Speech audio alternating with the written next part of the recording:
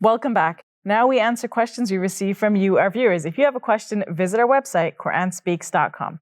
Dr. Shabir, the question here is, why don't Muslims call God Father? Isn't God like a father to us? So that's an interesting question.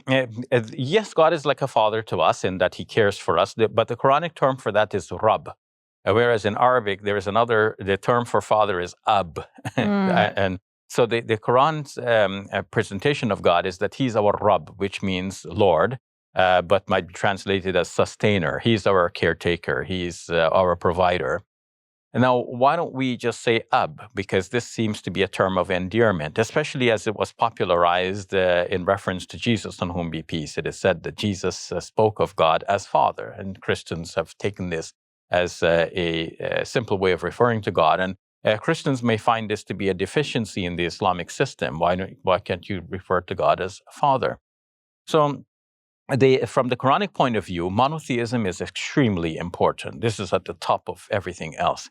And it seems that from the Quranic point of view, people, by calling God Father, they have now fallen into a sort of confusion, thinking that the Father is literally the Father of Jesus, not biologically, of course, but in a real sense. And then if Jesus is the Son of God in a real sense, well, then he must be like God, and maybe he deserves to be worshipped as well.